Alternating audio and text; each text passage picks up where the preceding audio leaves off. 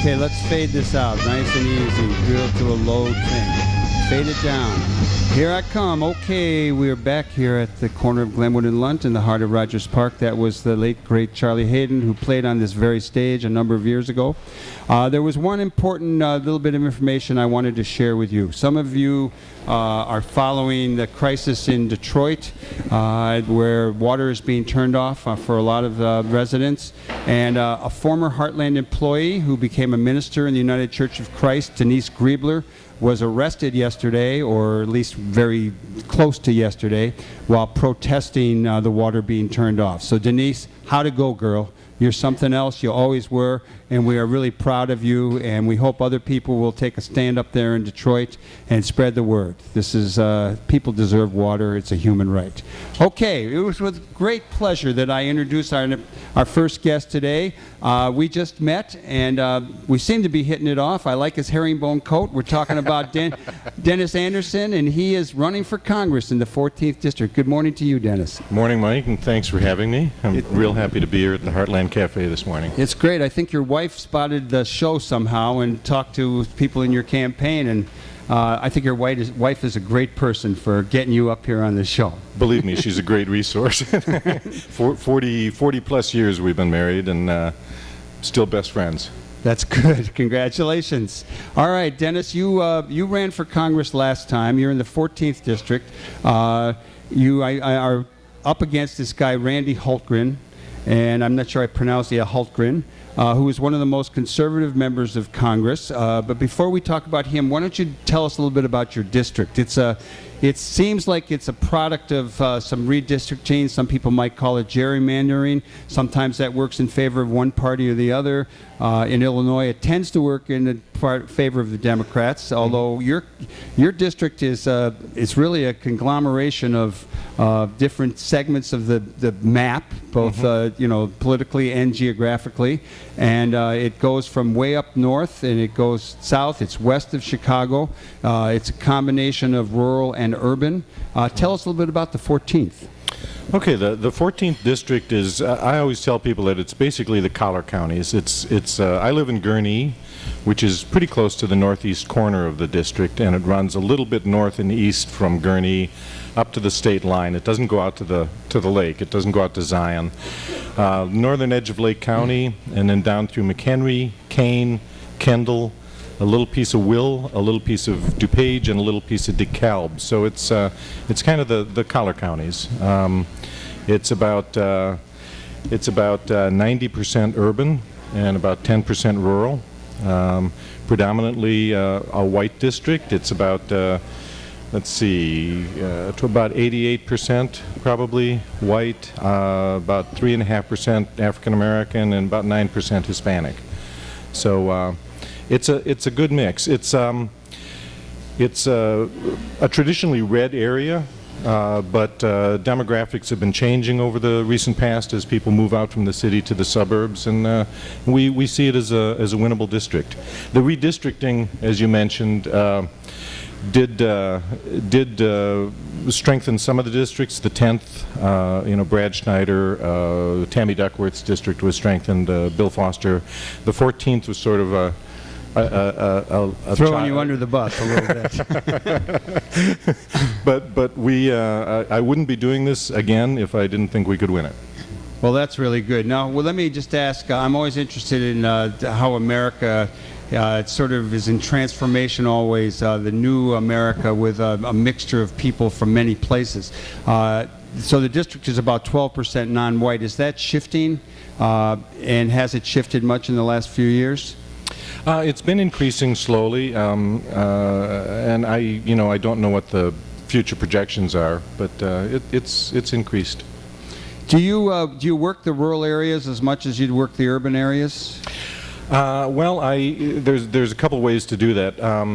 Last time in 2012, when I was out knocking doors, I found that knocking doors in some of the rural areas is not walking door to door, but it's driving a quarter mile down the road and driving a quarter mile up the driveway. So it's a little more time-consuming in the rural areas. But what we're doing is having this time we're having a series of town hall meetings open to the public, open to all comers around the district. We're planning on having between 20 and 25 of those in all areas of the district, you know, the larger urban centers as well as some of the smaller towns, and hoping that we get people out to talk, because I'm as much as anything, these town halls are intended to allow me to hear from people, at least as much as, well, more, in my view, more than to hear from me. Well, we were talking before you came on the show a little bit about town meetings back in the early days of trying to get the Affordable Health Care Act, and I like to call it Obamacare, and I'm proud to do that. And you know, we saw a lot of, that's when we saw the kind of the Tea Party and a lot of conservative forces like coming out and attacking any congressperson, who, whether they were Democrat or Republican, who was looking to get better health care for the people. And I'm wondering what the flavor and the tenor is of the town hall meetings you've had. I think you've had 6 so far, or you have one coming up in Plainfield in a couple of days or a week. And I'm just wondering who shows up for those. Do you get the you know, the forceful Democratic activist people? Do you get a lot of anti-government folks? Who shows up, and what's it like? And what are the issues that they want to focus on right now? Yeah, we've had seven town halls thus far, and you're right. The next one is in Plainfield, and after that, it's actually in Gurnee. Thus far, it's July. And yeah, I know. You know, the election is not on people's minds, so the turnout has been we've been pleased with the turnout thus far. It's fewer than we'd like, and it's primarily to this point been friendly audiences, and we're hoping to, as time goes on, that we get more and more Republicans attending the town halls to question me and hear what I have to say, because I think that you know, we all want the same things. We all want you know, secure jobs, and we all want to know that we're going to be able to retire, and we all want a safe neighborhood and good schools. So it's you know, that's the message I'm carrying. There's no reason for Republicans to fear me. Well, I think that's real principled. I have to say that I grew up where the Republicans were certainly my friends, and they were a different breed than I think of as Republicans now. I'm a little bit over the top sometimes in being critical of Republicans, but I think that it's certainly as a candidate running for office, it's good that you're taking that tack. And you also, I like this quote that I found in the Tribune. It says, while we obviously need to cut waste and improve government efficiency, we need to take care that middle America is not shortchanged in the process.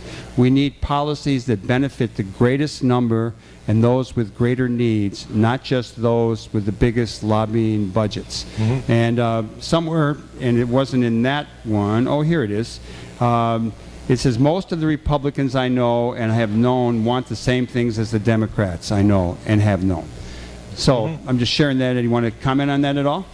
Yeah, let me take a look at that for a second. There's two quotes there. There's that one and there's that one there. Okay, yeah, one of my concerns, you know, with what we've seen in Congress over the last several years is, you know, we're still coming off the worst financial meltdown since the Great Depression. And the recovery, while you see signs of the recovery in the stock market and things like that, we all know that the benefits of the recovery are going primarily to the top 5% or top 1%, which is just wrong, and it's leaving middle America out of the recovery.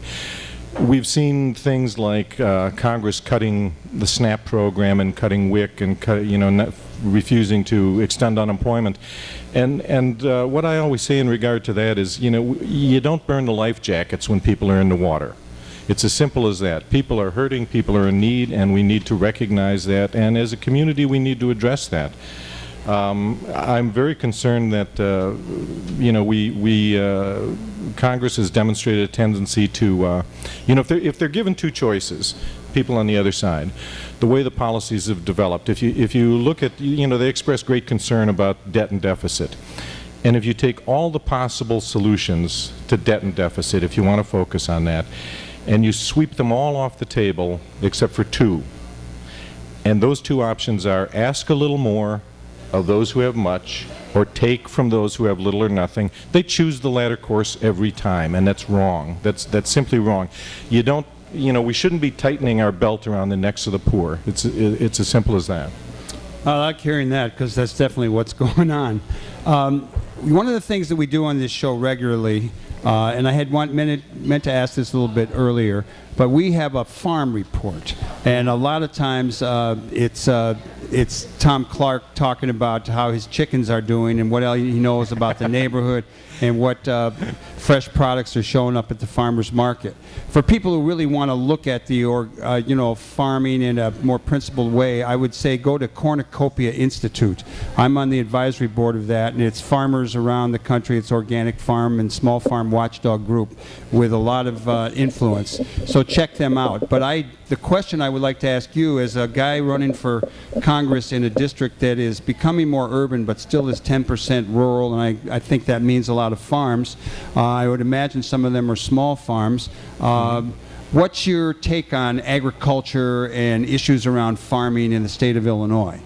Well, I think that one of the and this may seem like a switch to a different subject, but I think one of the things that farmers in the state have to be extraordinarily concerned about is climate change.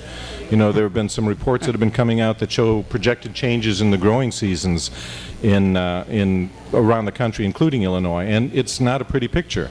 I think we need to be concerned about the power of some of the corporate agricultural companies like Monsanto with their restrictions on seed and the fact that they've been filing suit, fairly widely around the country for people whose, for through no fault of their own and through no intent of their own, end up with some Monsanto seed on their property. We need to, and we also need to be real conscious of water. Water is obviously critical to the farms, and in those areas of the state, not an issue in the 14th so much, but in those areas of the state where we're seeing fracking operations, we need to be real concerned, farmers need to be real concerned about water supplies. So that's good. Yeah. That's our farm report for today. You are listening to the Live from the Heartland show, brought to you every Saturday morning on WLUW 88.7, Chicago Sound Alliance, and we rebroadcast this show.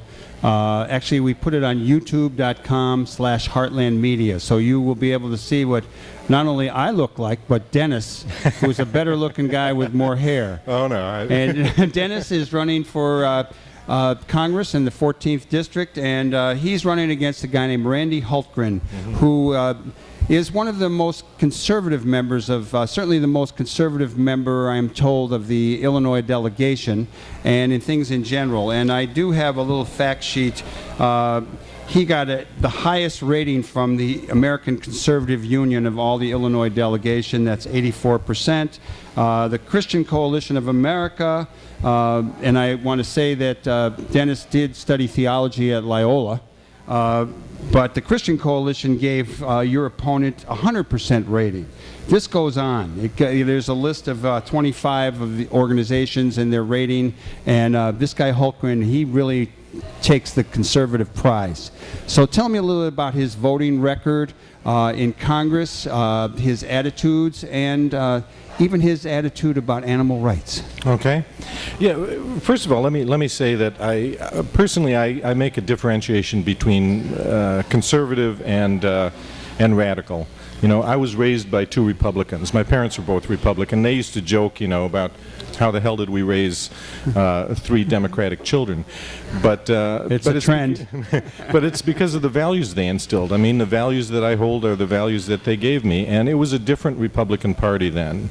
They were rightly tagged conservatives. But what we have now is an extreme wing of the party that's dictating the conversation on that side. And, as we used to say up in Madison back in the late 60s, if you're not part of the solution, you're part of the problem. And I think that Mr. Hultgren's record is not conservative so much as it is extreme. He has personally introduced legislation, for example, in the wake of the financial meltdown caused in large part by trades in these derivatives and swaps and things. When Dodd-Frank was passed, it required that there was a clause in there called the push-out clause that required financial institutions to push out from under the FDIC umbrella into a separate entity, those sorts of risky trades, so that there wouldn't be, so that the taxpayers wouldn't be caught covering losses if things went south. Well, he introduced a piece of legislation to do away with that push-out clause, so that once again those things would be insured. He voted, I believe he may have been a co-sponsor of a bill that part of Dodd-Frank would have required that financial advisors be required to adopt a fiduciary responsibility to their clients, meaning that they would act in their clients' interests rather than in their own. And the Republicans in the House have made an effort to eliminate that requirement, which benefits no one but the traders. He's got a particular interest in abstinence-only sex education. He's introduced a bill to spend $500 million on abstinence-only sex education. He says peer-reviewed and demonstrated effective, but I think he'll have a hard time finding peer-reviewed and demonstrated effective abstinence sex education programs. Yeah, on the animal issues, it's a curious thing to me, but he does have a poor record with animal welfare issues, and I personally, Susan and I have been the proud parents of a string of rescued dogs and cats. We currently have 2 dogs, Maddie, a little Maltese who was rescued from a puppy mill in Wisconsin. She had never been outside a cage when we got her, and she was afraid of everything. Jack is a Lhasa Apso who was found, believe it or not, a Lhasa Apso found living in the Cook County Forest Preserve, and we rescued him from a shelter in Oak Park. And then we've got a cat named Stinky. I won't go into the reasons for that, but the cat named Stinky we rescued as well. Well, Dennis, just don't put your dogs up on your roof while you're driving around. I'm going to ask you one that I asked President Obama when he was running for the Senate. I asked him, and I do this now, that the conditions are different, and we did pass medical marijuana in the state, and I know some state legislators are talking about legalizing marijuana. I would be an advocate of that. But my question to Obama was about growing, Illinois farmers growing industrial hemp, or hemp for industrial purposes. He didn't want to touch it. He didn't want to talk about Cuba much either at the time. But I just wondered your take on the overall consciousness alteration as well as the industrial uses of the plant. Yeah, I would be absolutely in favor of Illinois farmers being allowed to grow industrial hemp, and I'm in favor of legalization. I think the war on drugs, we've heard recently the people on the other side of the aisle talking about how the war on poverty has failed, and it hasn't. No, the poverty we've done very well, not as well as I'd like, but we've done pretty well. Poverty still remains a shameful issue in this country, but if you want to talk about failed wars, I would say that the war on drugs is a failed war, and what it's led to is a lot of incarceration, primarily in minority populations, young men who end up in prison for extremely minor offenses, and it changes their lives, it changes their prospects forever, and it's just wrong. Well, glad to hear that. Let me ask you, Dennis Anderson, how did the 2010 redistricting affect you? And well, we already kind of touched on that. Really, what I want to get at is what is the gubernatorial race in Illinois' effect on your campaign? And I know we're in Illinois, but Obama's numbers are lower. So I'm just wondering your take on the top of the ticket, which is Governor Quinn, as well as the leader of the party, so to speak, the President Obama. Just your take on those two guys and how it affects your campaign. Do you talk about them? Some people out there distance themselves? I think it's better to embrace them, but I'm wondering what you think. Yeah, no, I'm a supporter of the governor. Certainly, when you look at the alternative this time around, no, I think the governor has done a very good job. He obviously inherited an awful situation in the state. Foremost, among the problems that he's faced is the pension issue, and for the state, and this is, I mean, the blame goes to both sides of the aisle on not adequately funding the pensions all along. It's disastrous and it's inexcusable. I mean, those pensions are contracts, they're trusts with people. People work their whole lives depending on those. And we've seen some extraordinary attacks on public workers and public pensions around the country. No, I'm a supporter of the governor. Are you and your opponent going to have any debates? I certainly hope so. I hope so too. I certainly hope so. We've made it clear that we're ready and available.